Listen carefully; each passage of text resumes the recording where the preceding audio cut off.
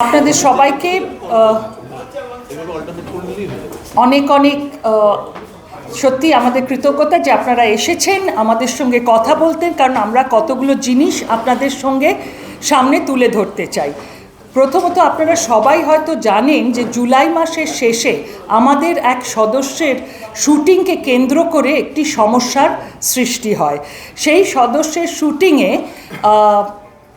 আমাদের ফেডারেশনের যে নেতৃবর্গ তাদের আদেশে কলাকুশলীরা প্রথম দিন আসতে রাজি হননি এবং আসেননি। সেই দিন অ্যাক্টার্সরা এসেছিলেন, সবাই এসেছিল অন্যান্য, কিন্তু কলাকুশলীরা আসেননি এবং তার ফলে আমরা সবাই এগিয়ে এসে ওর পাশে দাঁড়াই এবং আমাদের মনে হয় যে এই যে ব্যবহার বা এই যে নেতৃবর্গের এই যে নিয়ম তারা করেছেন সেটা মোটেই আমাদের গ্রাহ্য করার মতো নয়। আমাদের এর প্রতিবাদ করা উচিত এবং আমরা সেই প্রতিবাদ করার জন্য দুদিনের কর্মবিরতি করি। ইনফ্যাক্ট কর্মবিরতির ডাক দিই এবং সবাই স্বতঃস্ফূর্তভাবে সব ডিরেক্টররা আমাদের সঙ্গে যোগ দেন এবং কর্মবিরতি হয়। দুদিনের পর কিছুটা স্বতঃপ্রণোদিত হয়েই আমাদের এই ইন্ডাস্ট্রির তিনজন সদস্য যারা খুবই সম্মানীয়, যেরকম গৌতম ঘোষ, দীপক অধিকারী, দেব এবং প্রসেনজিৎ চট্টোপাধ্যায়, তাঁরা তিনজন এই সমস্যার সমাধানের জন্য মুখ্যমন্ত্রী মমতা বন্দ্যোপাধ্যায়ের কাছে যান। মাননীয় মুখ্যমন্ত্রী সব শুনে বলেন যে একটি কমিটি গঠন করা উচিত, কারণ এই যে সমস্যা হচ্ছে সেগুলো কি হচ্ছে না হচ্ছে তার উপর একটা রিপোর্ট তৈরি করে এবং সেই রিপোর্ট পেশ করে তার সমাধানের প্রচেষ্টা করা উচিত। খুবই ভালো একটা প্রস্তাব এবং এই 5 জনের কমিটি তৈরি হয়। তার মধ্যে 3 জন এরা আর 2 জন ছিলেন 2 মন্ত্রী।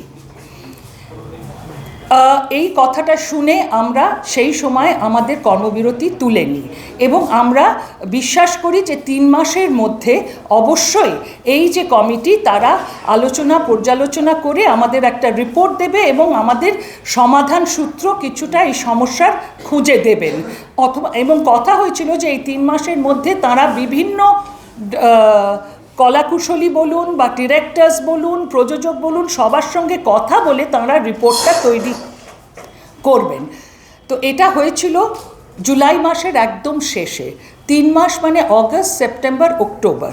নানান কারণে আমরা শুনতে পাই যে সমস্যা হওয়ায় যে এটা 30 নভেম্বরের মধ্যে এই রিপোর্টটা পেশ করা হবে।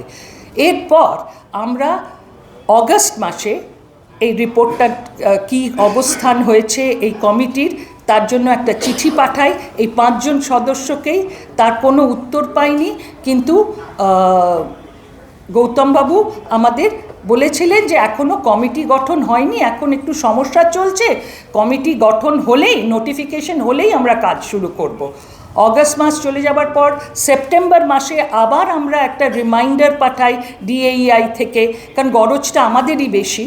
তো আমরা সেই ডিএইআই এর তরফ থেকে নোটিশ পাঠাই, তারও সেরকম কোনো উত্তর হয়নি, তখনও নোটিফিকেশন হয়ে কমিটি গঠন হয়নি।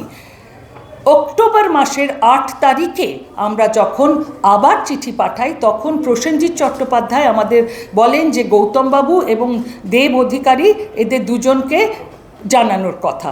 আমরা ওকে জানাই যে আমরা অলরেডি ওদের জানিয়েছি এবং গৌতমবাবু এই ক্ষেত্রে আমাদের বলেন যে ফাইনালি যে খুব একটা কিছু হয়নি, কারণ কমিটির কোনো নোটিফিকেশনই হয়নি, কমিটি গঠনই হয়নি। সুতরাং এটার যে কোনো রিপোর্ট তৈরি হবে কি না জানি না। আমরা ওর সঙ্গে দেখা করি, উনি বলেন যে তোমরা যদি কোনো রিপোর্ট করো আমার সঙ্গে শেয়ার করতে পারো। আমরা ইতিমধ্যেই আমরা নিজেরা কি কি সমস্যা হয়েছে, কেন আমরা এটা প্রতিকার চাইছি, কোথায় প্রতিকার চাইছি তাই নিয়ে কাজ করতে আরম্ভ করি। আমাদের বিভিন্ন ডিরেক্টরসদের বলা হয় যে আমাদের তাদের সমস্যাগুলো নিয়ে লিখতে, আমরা সেগুলোকে কোলেক্ট করি। এরপর এই 3 মাস হয়ে যাবার পর, অক্টোবর হয়ে যাবার পর নভেম্বর মাসে আমরা আবার গৌতমবাবুর সঙ্গে দেখা করি এবং তখনও উনি বলেন যে সেরকম কিছু করা এই মুহূর্তে সম্ভব নয়। তো সেক্ষেত্রে আমরা ডিসাইড করি ডিএইআই এর পক্ষ থেকে যে আমরা আমাদের মতন করে এর সমাধান সূত্র খুঁজব। এবং একটা জিনিস আপনাদের একদম প্রথমেই বলে দিচ্ছি, আমাদের কিন্তু কোনো ব্যক্তির বিরুদ্ধে কিছু বলার নেই। আমরা মনে করি যে federation is very important, it's part of the industry and we need a welfare organisation or a trade union in the industry.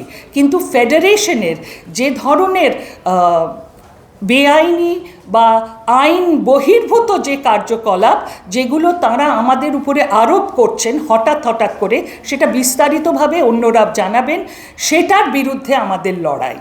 আমরা চাই, এবং লড়াই থেকে বেশি বলবো প্রতিবাদ, কারণ আমরা চাই একটা সুস্থ এবং সুষ্ঠু পরিবেশ যেখানে আমরা সবাই মিলে কাজ করতে পারি। তো এই ব্যাপারে এবং সমস্যাগুলো কি, এগুলো নিয়ে আমার পরে ইন্দ্রনীল রায়চৌধুরী এবং পরমব্রত চট্টোপাধ্যায় আপনাদের বিস্তারিত জানাবেন। ধন্যবাদ।